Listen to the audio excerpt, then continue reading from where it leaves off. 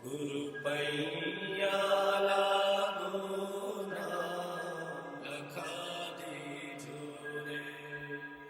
আবহ থেকে আজ বর্তমান 2017 হোলি উদযাপন। চৈত্রের শেষ পূর্ণিমায় এমন রঙিন খেলা নিছক কোনো আয়োজন নয়। অসাম্প্রদায়িক এই হোলি উৎসব পুরনো ঢাকার শাঁখারী বাজারের এক মিলন মেলা, যেখানে আমরা খুঁজে পাই নৃতত্ত্বের সূত্র, খুঁজে পাই ধ্রুপদ মানুষ ও নানা রং।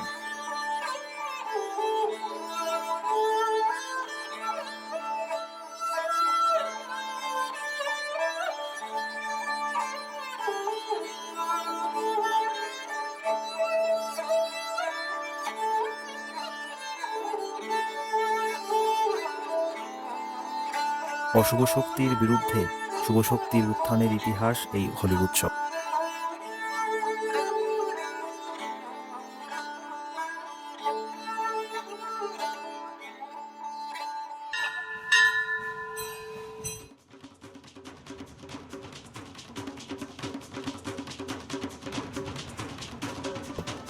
দৈত্যরাজ হিরণ্যকশিপুর একদিন দাবি করে বসলেন তাকে ঈশ্বর হিসেবে অর্চনা করা হোক।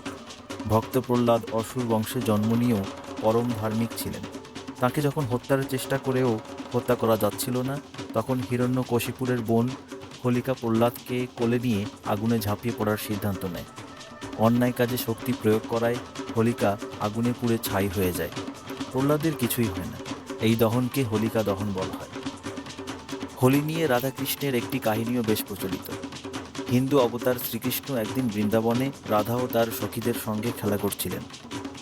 সে সময় হঠাৎ শ্রী রাধা এক বিব্রতকর অবস্থার মুখোমুখি হয়ে লজ্জিত হন। শ্রীকৃষ্ণের মাথায় তখন বুদ্ধি আসে। তিনি রাধার লজ্জা ঢাকতে সখীদের নিয়ে আবির খেলা শুরু করেন, সবাইকে আবিরে রাঙিয়ে দেন। পরবর্তীকালে এই আবির খেলাই হোলি উৎসবে পরিণত হয় বলে অনেকের ধারণা।